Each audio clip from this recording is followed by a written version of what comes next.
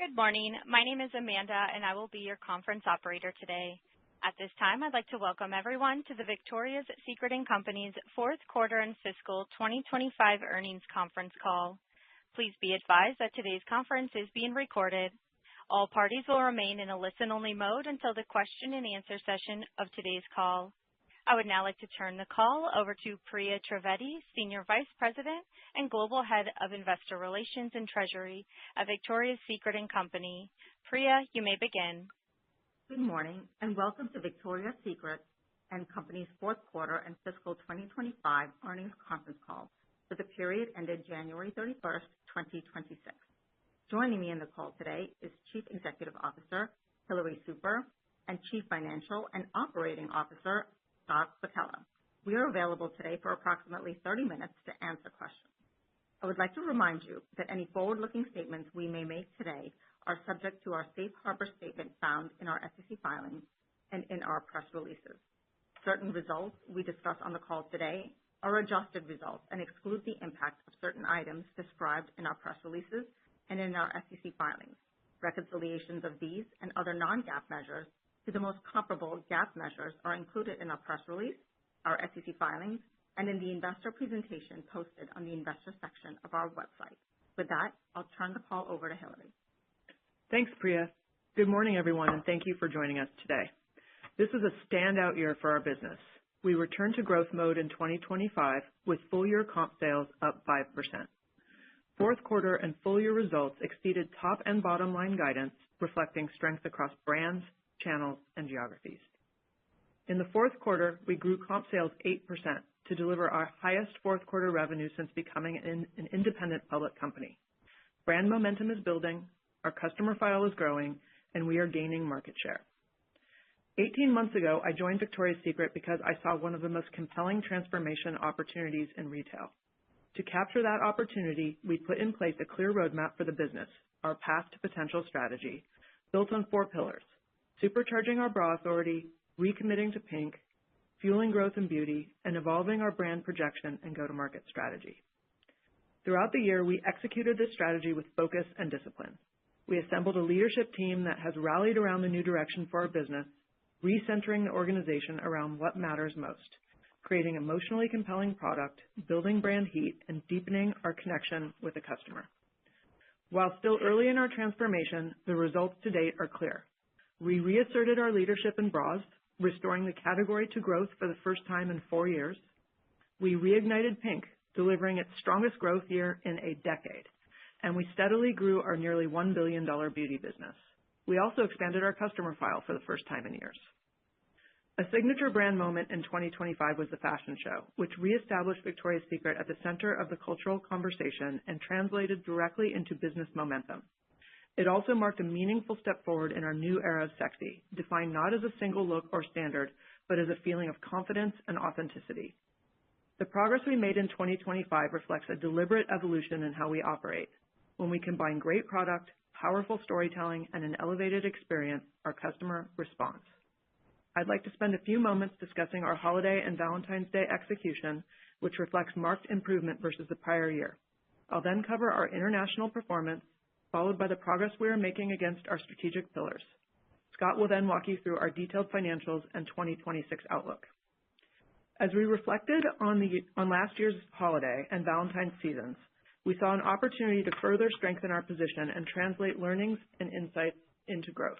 In 2025, we amplified the fashion show to drive sustained traffic and engagement through November and into Black Friday, delivering our highest customer turnout since 2021, with strong participation from new customers. In December, we maintained a consistent cadence of fashion newness, especially in bras and sleep. We supported key categories with deliberate inventory investments, targeted digital and social marketing, and refreshed store windows and merchandising. In particular, sleep significantly outperformed expectations and became a key growth engine for the business during the quarter. For Valentine's Day, we reinforced Victoria's Secret as the destination. We shortened the semi-annual sale and set the assortment earlier, extending the selling window and broadening the lifestyle offering. For VS, this was my favorite floor set since joining the business. Elevated, beautifully executed, and undeniably Valentine's Day. Anchored in bras, the floor set was powerful and offered a range of sensibilities from glamorous to casual. We supported the launch with a high-impact campaign featuring Hailey Bieber, driving engagement and new customer acquisition. At PINK, we built on the viral fashion show moment featuring the K-pop group Twice with a bra-centered Valentine's Day campaign. The campaign focused on self-expression, friendship, and empowerment in a way that was unmistakably PINK. The campaign resonated and drove continued acceleration in the PINK bra business. The VS and PINK Valentine's collections outperformed our expectations, delivering double-digit sales growth. The week of Valentine's Day, store traffic increased significantly year over year, meaningfully outperforming the mall. Turning to international. For the fourth quarter, net sales increased 43% year over year, with growth across channels and geographies, led by continued strength in China. In that market, social commerce and live streaming are critical to the purchase journey and powerful drivers of engagement and conversion. This year, we took a more coordinated global approach to product, marketing, and storytelling. We aligned our merchandising to our strategic pillars to ensure each market delivers the right assortment and messaging. We have complemented our global assortment with exclusive local product, allowing us to move quickly to meet demand. We also benefited from a more global approach to the fashion show, resulting in a brand halo that extended internationally. During my recent visit, I saw firsthand the work our teams are doing to drive outsized results, and I am confident we have significant runway to grow digitally and in stores. International remains a significant long-term opportunity for us. In fiscal 2026, we expect to deliver double-digit growth by expanding in existing markets, entering new markets, and maximizing our digital and social commerce opportunity. Now let's turn to the progress we've made in each of our 4 pillars of the strategy. We'll begin with supercharging our bra authority. Over the past year, we put bras back at the center of the Victoria's Secret brand while strengthening our operating muscle.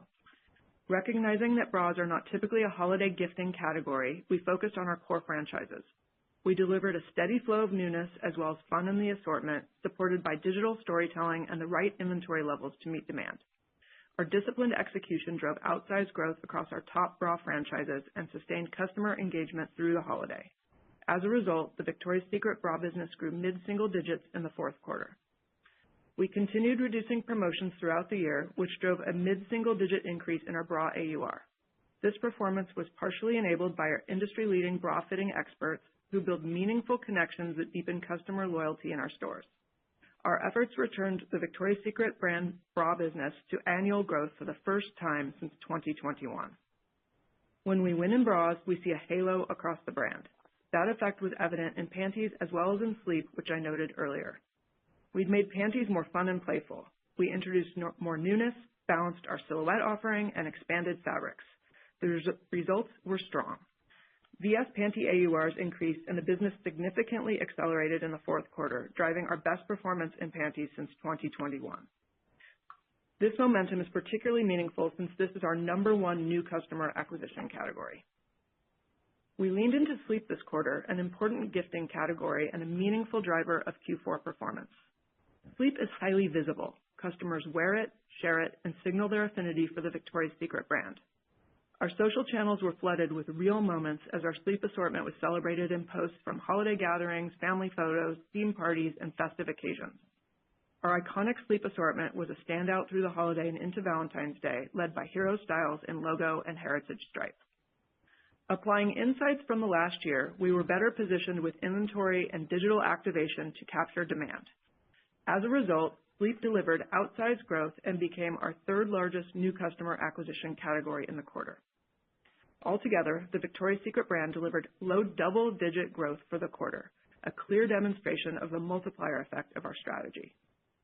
We carried our momentum into the first quarter with the outperformance of our Valentine's Day collection and immediately followed with the launch of the Victoria's Secret Signature collection. Signature elevates the comfortable bra she reaches for every day, bringing new energy to an essential category, and is anchored by our best-selling wireless t-shirt bra featuring a stylized update to our classic logo. The collection was supported by a thumb-stopping campaign with a cast of fan-favorite VS Angels that drove strong social engagement and cultural buzz. Beyond Signature, we have a powerful pipeline of innovation. Watching our spring floor sets come together genuinely made my heart race. They're vibrant, saturated with color, and completely alive. I can't wait to see customers step into this experience and feel that same energy. Our second pillar is recommitting to Pink. For several years, the brand had drifted from its core, losing clarity, energy, and cultural edge. In 2025, we reset the foundation and returned Pink to a differentiated position, a digitally native, socially driven lifestyle brand for 18 to 24-year-olds, rooted in its bold, playful, and irreverent DNA.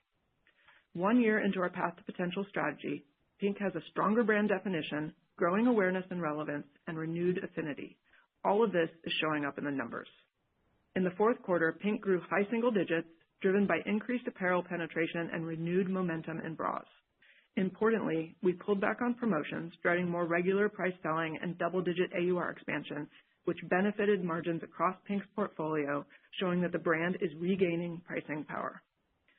On the apparel side, Pink won the holiday season with core icon styles and fashion newness. Our Wednesday drops have become highly anticipated as customers check in regularly with growing urgency to purchase, and our second drop from Love Shack Fancy collaboration resonated with our brand fans and drove significant regular price selling in December. Pink's bra business also exceeded expectations for the quarter. Twice's appearance in the fashion show sparked viral demand and drove 2 sellouts of the Wear Everywhere bra. We built on that momentum by featuring Twice again in our Valentine's Day campaign, deepening the emotional connection with our customer. I saw that firsthand during a visit to our Dadeland Mall store in Miami, where young customers gathered together to dance and learn the choreography. This is exactly the kind of emotional connection that we have been working towards. The Twice campaign became our most viewed Pink campaign ever, generating more than 79 million social views.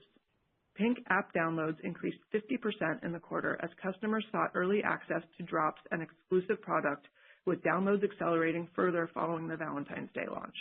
Importantly, Pink brand equity and consideration among 18 to 24-year-olds are at their highest levels in years.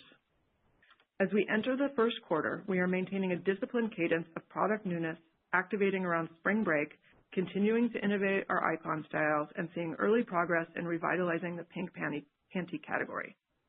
Later this year, we will open a standalone Pink pop-up in Soho, New York, bringing the brand to life physically. In 2026, we see a long runway to expand Pink. Our focus is on building relevance with Gen Z by celebrating the moments that matter to her and meeting her in her digital world through entertainment, culture, and community. By moving at the speed of culture, from high-impact moments like the fashion show and Valentine's Day to partnerships that spark conversation and engagement, we believe we can strengthen emotional connection and drive growth.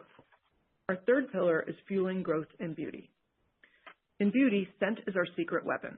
It is often her first layer and her lasting impression, tied to memory and the moments that matter most. For her, fragrance is emotional. For us, it's powerful. It creates loyalty and connection in a way that few categories can. This emotional resonance is translating into meaningful growth. Newness in fine fragrance, including the holiday edition of Bombshell, resonated strongly, amplified by integrated marketing across channels. As a result, beauty grew low single digits in the quarter, driving another year of growth for the business. Fine fragrance continues to lead our beauty business and remains a key differentiator. While many brands compete primarily in mist, we have established ourselves as a world-class fine fragrance destination with craftsmanship and creative rigor of couture fashion houses. This is anchored by Bombshell, America's #1 fragrance. We are investing in our team and creative capabilities in beauty. Looking ahead, we are strengthening our innovation pipeline, expanding into adjacencies, and differentiating Pink's beauty offering. We are also using real-time insights to respond to demand. We see a meaningful runway to accelerate growth in 2027 and beyond. Finally, our brand projection and go-to-market pillar is transforming how our brands show up. Over the past year, we have clarified each brand's distinct positioning. That clarity now guides our product, marketing, and cultural engagement. We have sharpened our marketing model, shifting investments towards digital and social, and leaning into bold, entertainment-led creative. This is allowing us to tell more brand stories on more platforms and with greater frequency. Recent examples include the January release of our behind-the-scenes fashion show documentary, which keeps the fashion show top of mind and brings the creativity and the people behind the brand to life. Social activations for the documentary have generated over 36 million views. Additionally, our Valentine's Day campaigns drove over 10.5 billion impressions, 3 times that of last year. These events extended the halo of our biggest brand moments. That brand heat is translating into strong results. In the quarter, we grew our total intimates business at a high single-digit rate and expanded intimates market share for the third consecutive quarter, with share up low single digits. Our overall customer count grew at low single-digit rate, led primarily by new customer acquisition, including amongst young customers, while retention among existing customers improved. Growth spanned both digital and stores, and spend per customer increased mid-single digits, reflecting the continued progress and quality of sale. At the same time, our brand relevance and purchase consideration metrics are at their highest levels in several years, including across digital. Our app is a highly engaging way to connect with customers, offering personalized experiences and deeper insights into how customers shop. In the fourth quarter, app downloads increased 25%, and our apps now drive approximately one-third of our digital sales. For the remainder of 2026, we continue to execute a disciplined cadence of brand-building moments. With sharper positioning, stronger consumer insight, and a more modern go-to-market model, we see a path to converting brand heat into sustained market share gains. In closing, we delivered exceptional results. 1 year in, the Path to Potential strategy is taking hold. The acceleration in the back half of 2025 underscores the impact of our disciplined execution and sharper focus. This performance is especially meaningful because our team is just hitting its stride. Many members of the management team have been here for less than a year and are already driving tangible impact. Over the past several months, I've spent time in our stores across the U.S. and internationally. The energy of our teams and the engagement of our customers are unmistakable.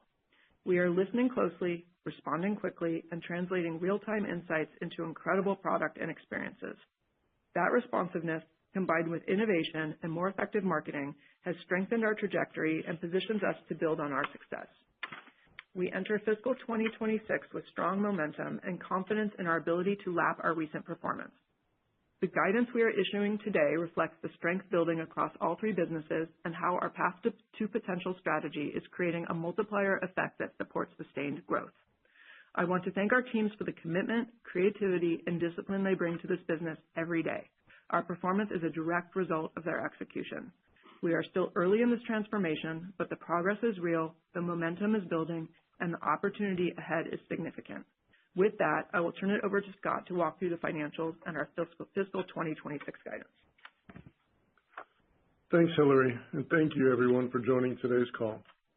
Before I begin, as a reminder, in the fourth quarter of 2024, we recorded a change in our accounting estimate related to the expected future redemption of outstanding gift cards issued by the company.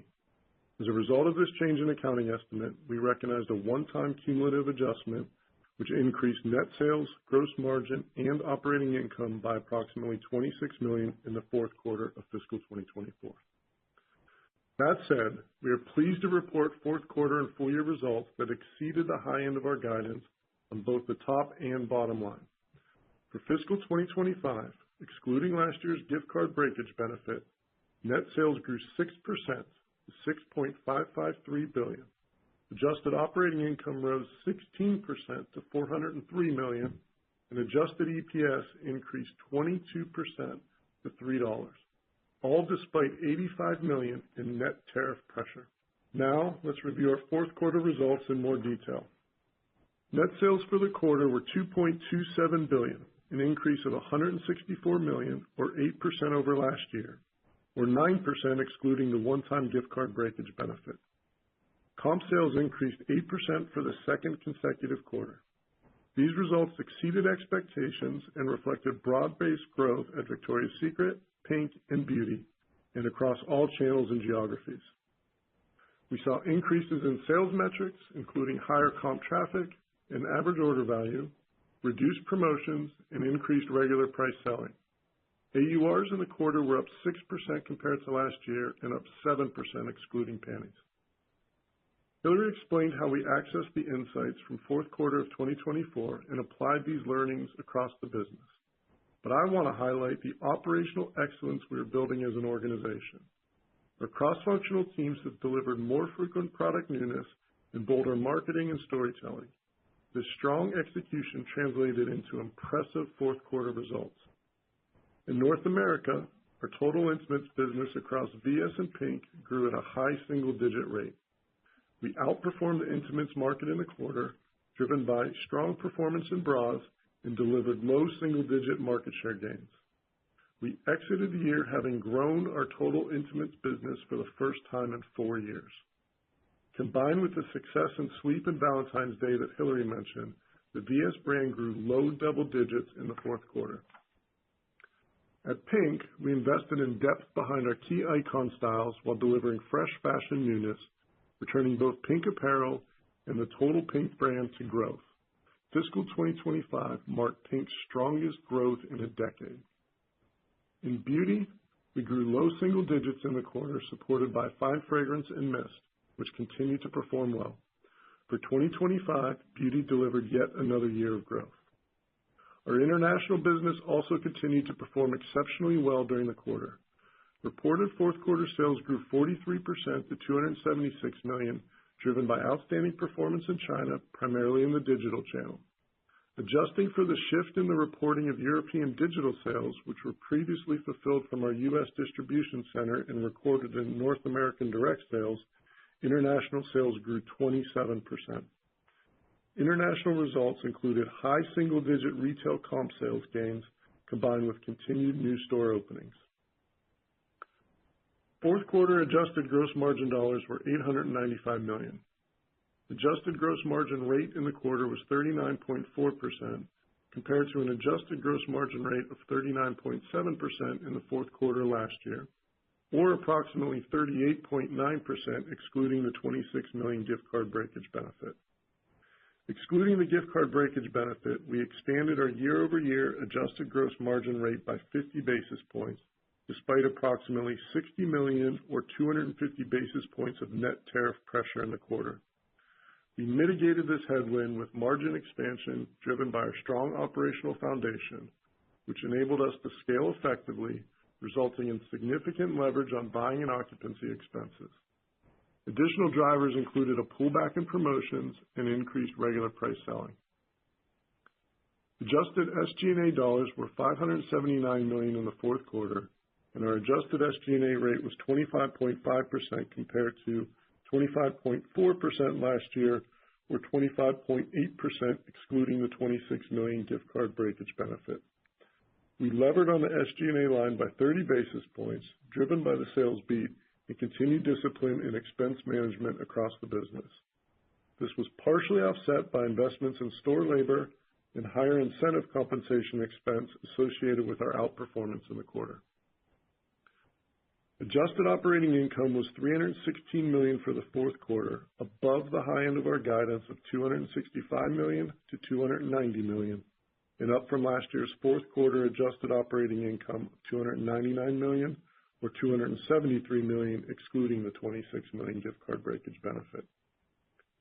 Non-operating expenses, consisting principally of interest expense, were $14 million in the quarter, better than our guidance of approximately $17 million and down from last year, driven primarily by a lower level of weighted average borrowings and lower interest rates.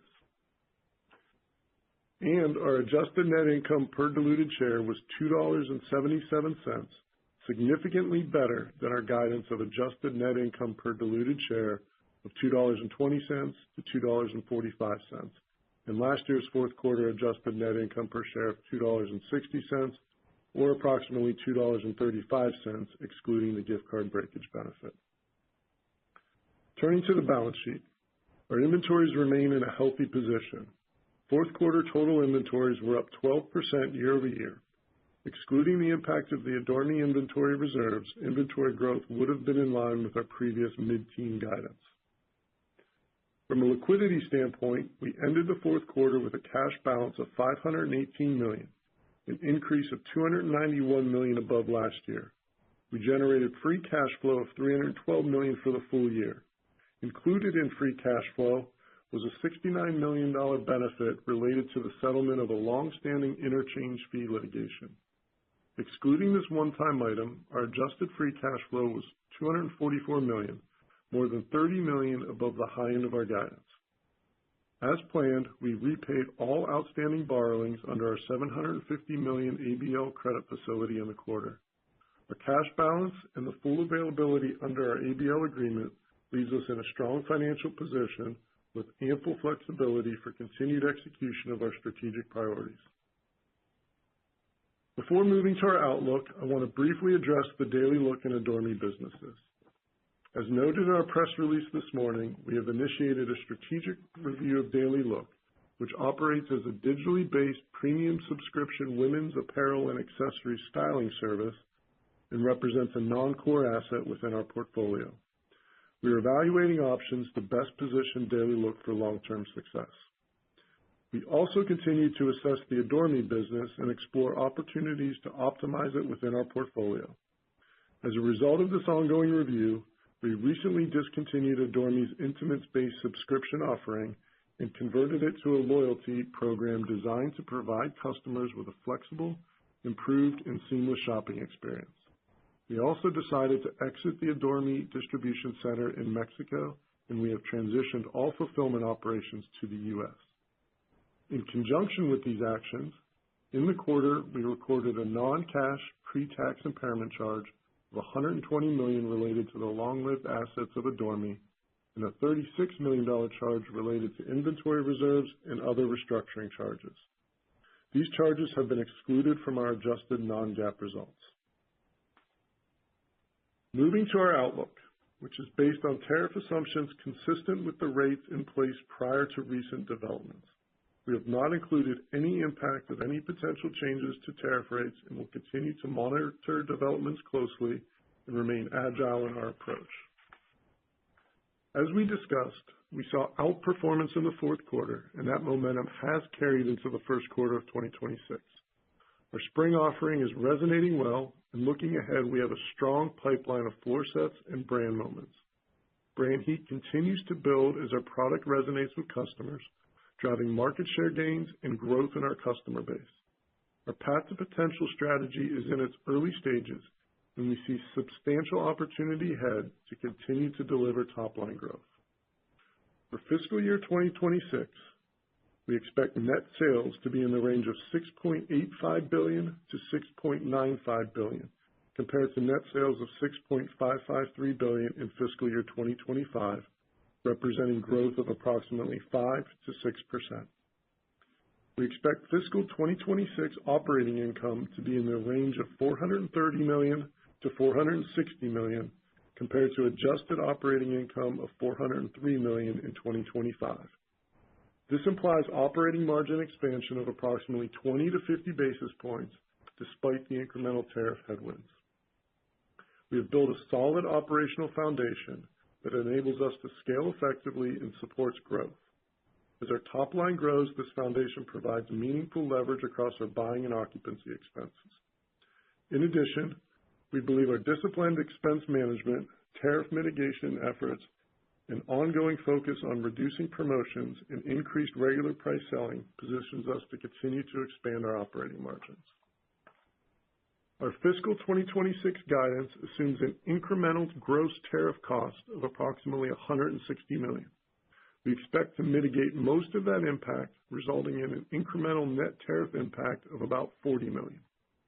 Our mitigation efforts include optimizing costs with vendors, further diversifying our sourcing, ensuring we have a more efficient air versus ocean freight mix, and implementing strategic pricing actions, including more targeted promotions, increased regular price selling, and selective price adjustments where we identify value gaps in the market. We expect tariffs to have the greatest impact in the first half of the year, with the first quarter seeing the largest impact since last year's first quarter was not affected by tariffs. That impact eases in the back half as we begin to lap tariffs and our mitigation efforts increase. Given these inputs, we are forecasting fiscal year 2026 net income per diluted share to be in the range of $3.20 to $3.45, compared to adjusted net income per diluted share of $3 in fiscal year 2025.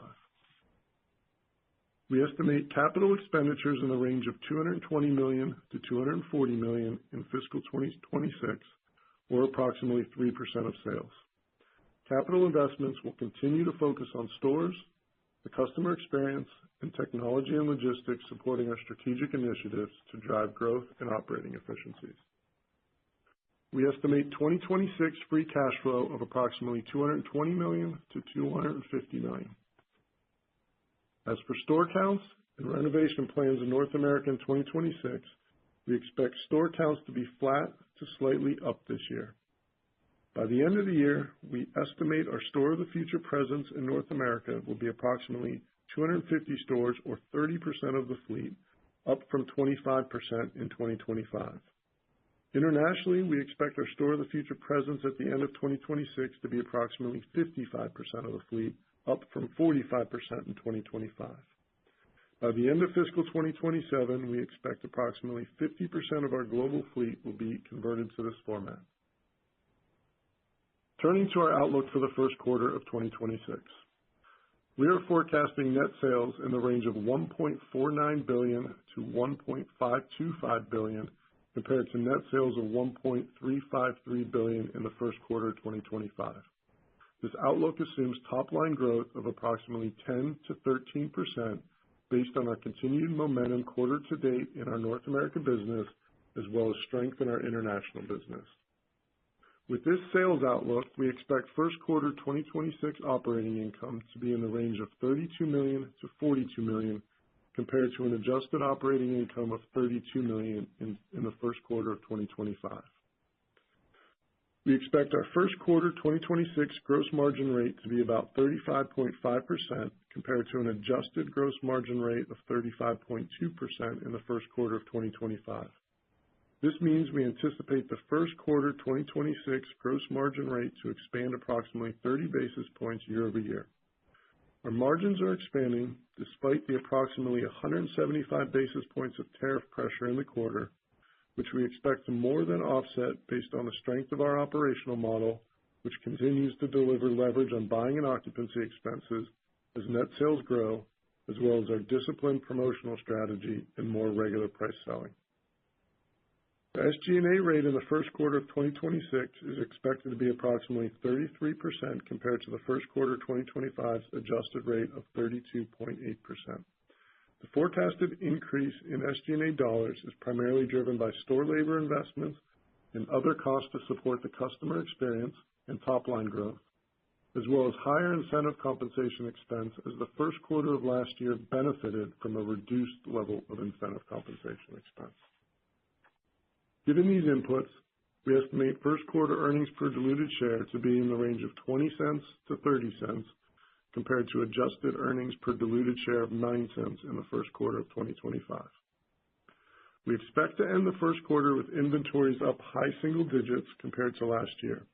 This expected increase reflects growth to support business trends, the impact of tariffs, and timing related to our operations, mostly due to our strategic shift towards ocean freight from air freight, which results in us taking ownership of inventory earlier as compared to last year. In closing, our Path to Potential strategy is delivering tangible results, as evidenced by the significant acceleration in our business during the back half of 2025. We are entering 2026 with momentum. Despite an uncertain macro environment, our fundamentals remain strong and resilient. We remain focused on managing costs while continuing to invest in product innovation, brand strength, and the customer experience. We are positioned to continue to scale effectively, giving us confidence in our ability to drive sustainable long-term value. I would now like to open it up for questions. Operator? Thank you. Ladies and gentlemen, if you wish to ask a question, please press star one and record your name clearly when prompted. To withdraw your question at any time, you may press star then two. As a reminder, we ask that each participant limit themselves to one question and one follow-up to allow ample time to respond to each participant that may wish to participate in this portion of the call. For our first question, we will go to the line of Matthew Boss with JP Morgan. Your line is open. Great, thanks, and congrats on a nice quarter. Thanks, Matt. So maybe, Hillary, could you elaborate on new customer acquisition trends following the inflection in the file to growth last quarter, and just what inning you see marketing and product improvement in today as we think about sustaining momentum into 26? Sure, Matt.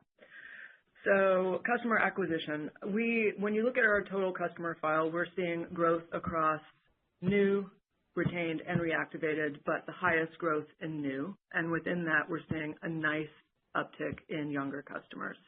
It's a little gray because there's a delayed matching in age range, so it's not a precise science, but we do see that, and we see anecdotally in our business that we are increasing our count of new customers, which feels great.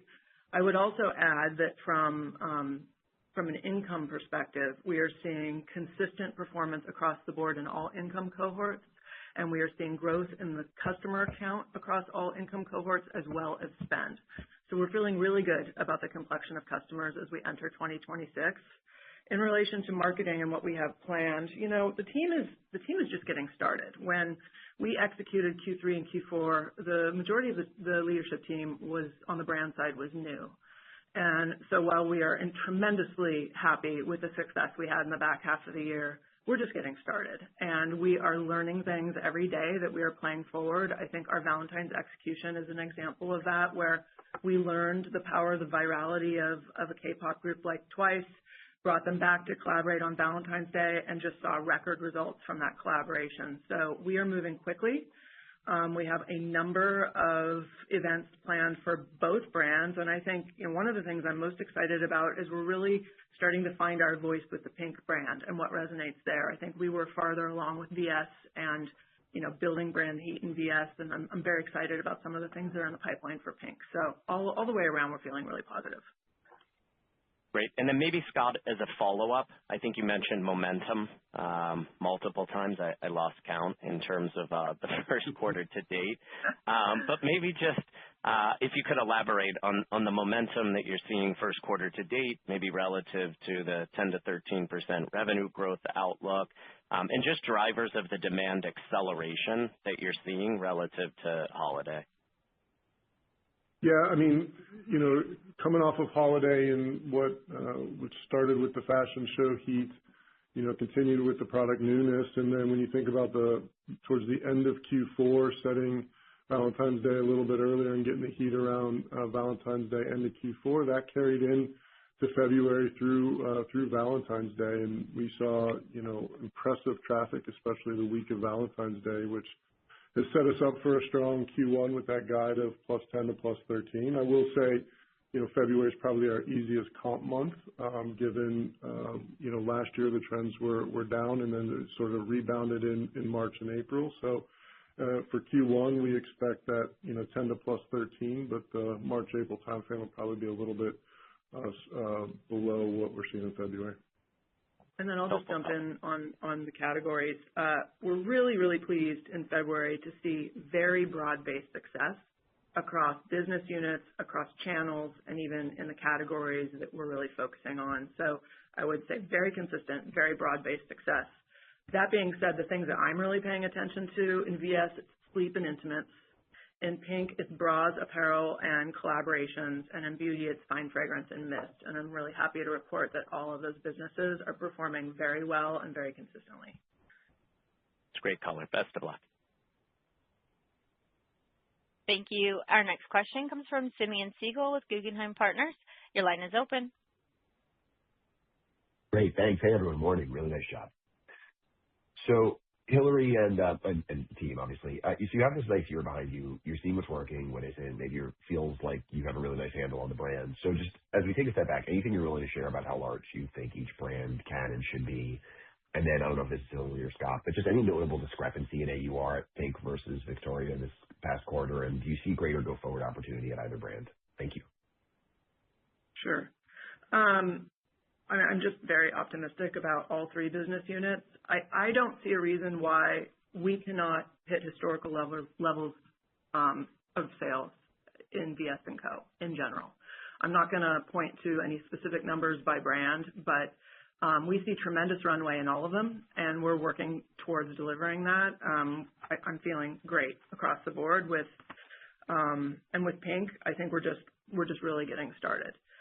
In terms of AUR, we are seeing broad-based success across removing promotions, but two things I want to highlight is real strength in bra AUR, which just goes back to leaning into our expertise, authority, and storytelling, as well as our in-store service. And then the other thing I would highlight as a real win was PINK apparel, where we saw double-digit AUR increases, and we've been able to, I think, make the most headway with delayering promotions. But we still think there's tremendous room to continue delayering, and we continue to look at that and discuss it and work towards it every day. That's really great. Great job, guys. Best of luck for the year. Thank you. Our next question comes from Mauricio Serna with UBS. Your line is open. Great. Good morning, and thanks for taking our questions. First, to Hillary, maybe could you talk about, on a higher level, in what inning do you see yourself on the turnaround of VF and PINK? Just curious because, you've had now 3 consistent quarters of very strong comp sales. So just thinking like how far along do you think you are on this turnaround? And maybe could you elaborate on the market share trends you saw in the quarter for the North America bras and panties categories? Thank you. Sure. What inning are we in? Early to mid. I think it's different for each business unit. Victoria's Secret brand, I think, is farthest along. That team has been working together for the longest. I think we have the clearest view of what we needed to be dominant in there, which is obviously bras being at the heart of that business. It's really just clicking, and there's so much that we can build upon there, and I feel great about that. I think in PINK, we're seeing equally strong results, but we are more in learning mode. I would say this customer has changed more than the Victoria's Secret customer. The 20-year-old today is very different than the 20-year-old 20 years ago when this brand started. So we are learning and acting quickly and seeing real success. And one of the things that I would point to outside of Twice and what we've been able to do with that collaboration is really learning through the Love Shack Fancy collaboration, applying those learnings to our Pink by Frankie's collab that just dropped this couple weeks ago, and seeing that turn into measurable results. And so we are consistently reading, learning, and reacting in Pink, and I think, we're in earlier innings because of that. And then in beauty, beauty is a very technical business. There's a lot of innovation that's required. We've made some key hires, and we're really thinking a little bit longer term in beauty. So that innovation and that regulatory element of beauty takes a little bit of time. So we're going to be a little more conservative with beauty in 2026 with the intention to start ramping up in 2027. And I think you asked me one other question, market share. Yes. Super pleased with market share increases in all of the key categories. The only other thing that I would say to elaborate is it does look like we're taking that share from the value sector primarily, which was where we had targeted all along. And so we continue to see that coming to fruition. And we're super excited that we're able to provide the emotional connection versus having to drive promotions to entice those customers. And that's also just feeling like a real proof point for us. Great. And just a quick follow-up for Scott. Maybe could you talk about the cadence of a tariff impact throughout the year? Maybe you just kind of said that the first quarter was going to be the biggest one, but just more details would be very helpful. And just to clarify on the rates you're using, you're assuming 20% for, every country except China. Does that include also like India being like 18%, coming down to 18% from 50%? Just wanted to understand that since I think you have exposure to that market. Thank you. Yeah. Let me start with the second and then tackle the first. So we're assuming tariff rates in place prior to the Supreme Court ruling, and so we'll continue to monitor the developments with that. With India, we had a good chunk of the 50% mitigated, so going to 18% a smaller impact for us, so doesn't really move the needle in a significant manner.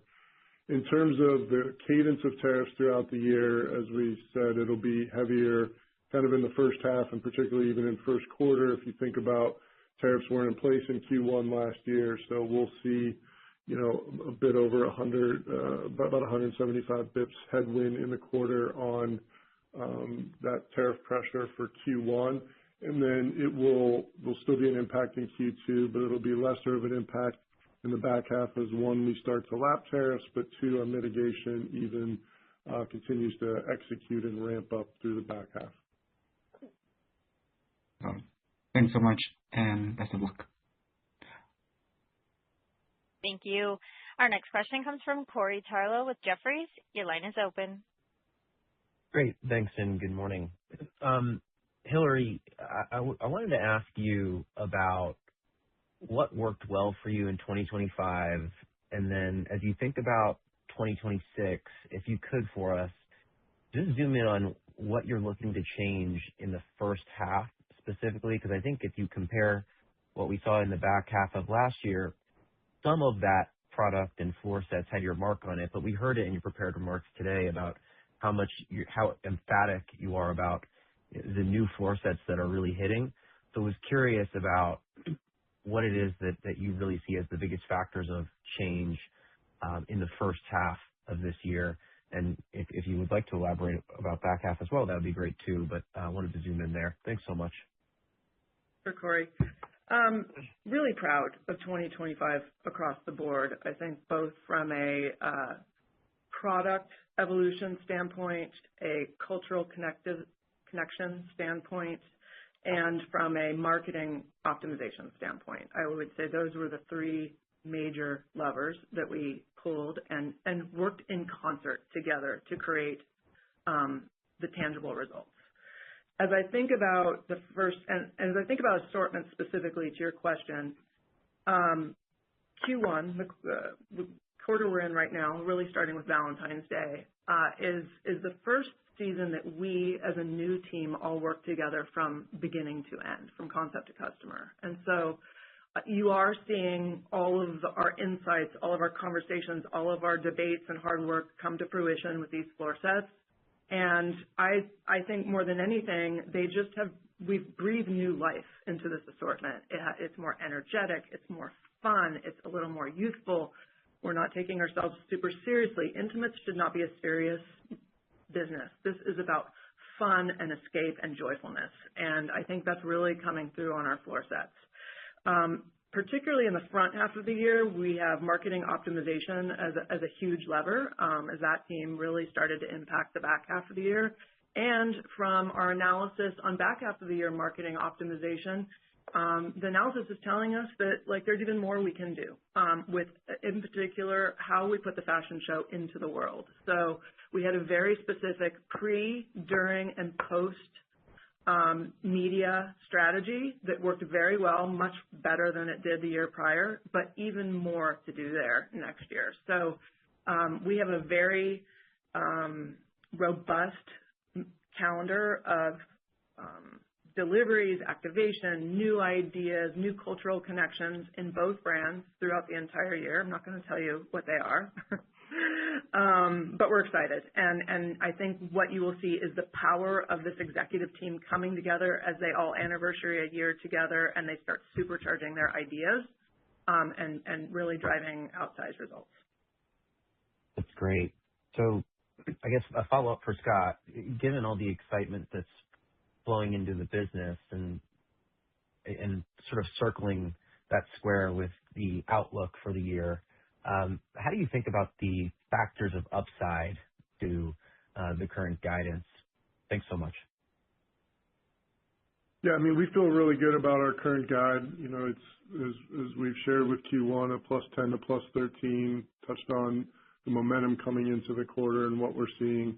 I think you'll see that momentum sort of carry into Q2, and then as we start lapping the higher comps in the back half, we see a runway to growth there, but it probably won't be as high as the growth in the front half is how we're thinking about it right now. So, but excited for all of these new floor sets. It's excited for how the marketing is bringing the story to life, and I think it's setting us up for that sustainable growth throughout the year.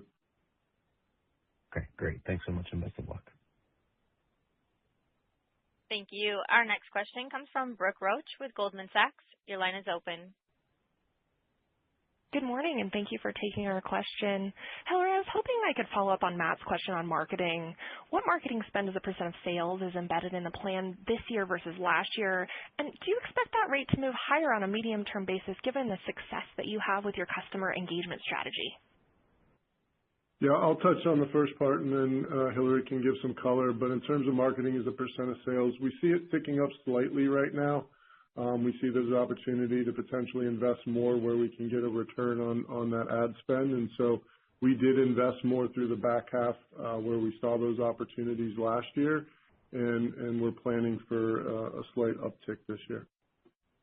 And then I would just add that we have tremendous opportunity in the optimization of marketing, especially in terms of segmented marketing. I think the early stages of really evolving with the customer as she evolves her purchase and sort of consideration journey with agentic commerce. And then we're going to be looking for places where we have opportunities, where we have absolutely unbelievable idea that is potentially out of the box and something that we want to bring to market. And so we are working to make sure that we have levers we can pull when those things arise, and we can manage it within our budgets. And, those are some of the things I'm most excited about, to be honest with you. That's great color. Scott, as you look at the merch margin opportunity ahead, how much more opportunity do you see from promotional reduction, and what are your pricing plans, and how might that change as a result of the dynamic tariff environment that we currently find ourselves in? Yeah, great question. As we went through 2025, we had tailwinds from pulling back on promotions pretty much all year, even into Q4, which is a heavier promotional period, and we were still identifying days of promotions that we could shorten. We also increased our holiday GWP buy-in, so we're always looking for those opportunities, and we see those opportunities all through 2026 as well. As these brands become more about emotion versus promotion, we'll continue to get tailwinds from pricing and promotions throughout the year. We also talked last year where we implemented some strategic price increases here and there where we saw value gaps. So some of that will lap in the front half. We continue to monitor the consumer reaction, but we haven't seen the consumer pull back. So I think you'll see AURs continue to tick up then throughout the year. And then we continue to monitor tariffs. I mean, as we said, we're planning with the tariffs that were in place prior to the recent developments. Talked about the color of how that's going to weigh on the front half versus the back half. But the other piece I'd touch on with margins is just, as we grow, we've got that low leverage point. So as we grow north of that 1% to 2%, we're going to continue to leverage in a meaningful way on buying and occupancy, which is what we've seen these last couple quarters. Whereas tariffs have come on in a big way, we've been able to still grow that gross margin rate. Great. Thanks so much. I'll pass it on. Thank you. Our next question comes from Marni Shapiro with the Retail Tracker. Your line is open. Hey guys, congratulations, and especially on Valentine's Day. I'm still shook that you had Hailey Bieber. It looked so beautiful. I do want to focus a little bit on PINK. It feels like PINK is getting its grounding and footing around the balance of apparel versus intimates versus beauty and accessories. I'm curious if you could kind of outline what it should look like long term with the hits of fashion from your collaborations, like the denim that you pop in there, and where does active and beauty kind of fit into the PINK assortment now? Sure. You're right. I think we are hitting our stride, and we are putting the puzzle pieces together here. And Ali said to me last week, she said, it's really feeling great that the business is about 30% intimates, 30% core icons, and then 30% collaborations and fun that is unexpected. And so I thought that was a good comment and something that, we're really thinking about and refining. So lots of runway here, lots of experimentation. And then the key is, when something clicks is how fast we can run with it to the next idea. And I think the team has done a tremendous job at that. And then in terms of accessories and beauty, I think I'm an accessories merchant from way back, so I have a lot of passion about that category, and I think there is upside and opportunity there. I think we need to spend some time really brainstorming that. We are not quite there yet, so that will be future upside. And then with beauty, we are actively working on that. So I expect that to be an early 2027 evolution as the team gets in place and starts working on longer term ideas for PINK Beauty. But we know that customer is deeply engaged with beauty, and we certainly think we have an opportunity there. And so does active fall into core icons? And then Sorry. If you could just, it's okay. And if you could also touch on VSX, which I feel like also seems to have more consistency and like a real home in the stores over the last, 4 to 6 months?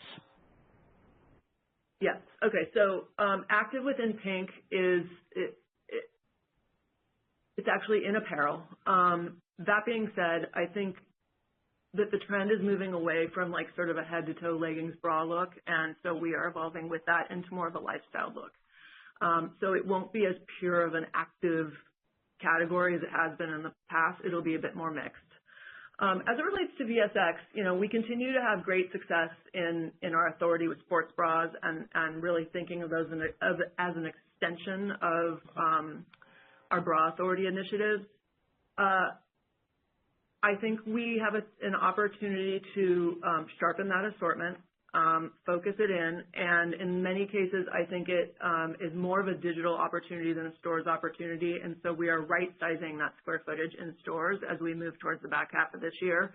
But we have a little fine-tuning to do there, and so as we see the enormous opportunities in the four pillars, we're really focusing our effort on that. And then we have some of these other secondary opportunities, which we will start more aggressively pursuing in the out years. Fantastic. Thank you, guys. Thank you. Our next question comes from Ike Boruchow with Wells Fargo. Your line is open. Hey, everyone. Let me add my congrats. Just wanted to ask about two things, I think, for Scott and maybe for Hillary. Firstly, on the momentum quarter to date, I'm sorry if I missed this. Did you reference what the U.S. business is comping thus far? Is there any shifts that are impacting the business in the first quarter, Chinese New Year, anything that we should be thinking about? And then a follow-up, Scott, just on the margins. I think you had guided some slight leverage in the fourth quarter, and we saw some slight deleverage, even though the revenue was significantly better. Can you kind of walk us through what exactly happened on the cost line and why there wasn't some better flow through there? Just kind of curious if that was incentive comp or something else, some pull forward of investment. Thank you. Yeah, so quarter to date, no real shifts like in or out of the quarter. So quarter to date, we've got the momentum coming off of, Valentine's Day, super strong set that dropped in January. That momentum, as I said, carried into the Valentine's Day period and Valentine's Day week. The traffic was just phenomenal. So, February is the lowest comp month, particularly of the year, but also of the quarter. And I think as things started to turn in that March-April timeframe. So for the quarter, we expect March and April to kind of be below what we're seeing in February, but still result in that 10 to 13% guide. There's a little bit of shift between April and March, but that's all in Q1 as Easter shifts from April to March this year, so it doesn't impact in or out of the quarter. In terms of the margin, so gross margin grew, the adjusted gross margin rate grew year over year. Obviously, we had the tariff headwinds, but then we leveraged on buying and occupancy, and then we had more favorable promos and pricing than we initially thought, because as the quarter progressed, even though it's a promotional period, we found opportunities to continue to pull back. From an SG&A perspective, we did invest a little bit more in marketing to drive some of those outside pay sales, but then we have higher incentive comp given the outperformance, so that was sort of the cost drag, if you will, from an SG&A perspective. Got it. Thanks, Scott. Thank you. Our next question comes from Dana Telsey with Telsey Advisory Group. Your line is open. Hi. Congratulations, everyone. Hillary, you mentioned a pop-up for PINK in Soho happening sometime. What are the markers that you need to see that would make PINK a standalone concept for you? And then given the success of the fashion show in 2025, what learnings or hindsights that you're thinking about for 26 that could make it even more impactful? Thank you. Hi, Dana. Thanks. Okay, PINK standalone. We're doing a long-term pop-up in Soho in the bullseye of the traffic pattern in that area, so we're very excited about that. It's going to be a little bit of a laboratory for us as we start to build out some of these additional categories that Marnie was asking about. we're going to be looking at the KPIs of traffic, conversion, store productivity, all of those things. But also, it is a brand building and marketing moment and a customer connection moment. And what's very interesting about this modern 20-year-old is that she is living and sort of beginning her connection with a brand in a digital world. Everything is happening off of her phone, but then she is seeking out in real life experiences. They refer to her as the lonely generation. She is looking for that third space. And we are seeing a higher penetration of store sales for the PINK brand. So we are looking to create that special space and learn about that. Do I think that we would have a very significant PINK standalone strategy that comes out of it? Probably not. We like the side-by-side format, but I do think that there will be specific locations, whether they're college towns, et cetera, where, there are particularly high levels of young customers where we may want to experiment with this. And so it's a first step towards that, and I think we're going to learn a lot, and I think we're going to have a lot of fun in the meantime. Was there a second question? Fashion show learning. Oh, fashion show learning.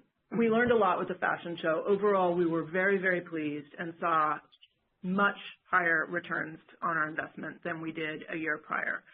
Part of that came from the very specific planning of the pre, during, and post sort of media activation strategy. We learned that we could do more. I think we learned that the global approach to talent was an extremely important piece of its success globally.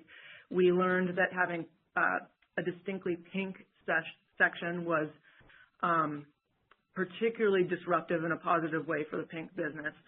And I think we really have an appetite to pull, to move beyond a singular event a year. And it's really an unlock to thinking about how we might be in conversation with our customer in a more evergreen way. And so those are all things that we're thinking about as we enter 26 and beyond.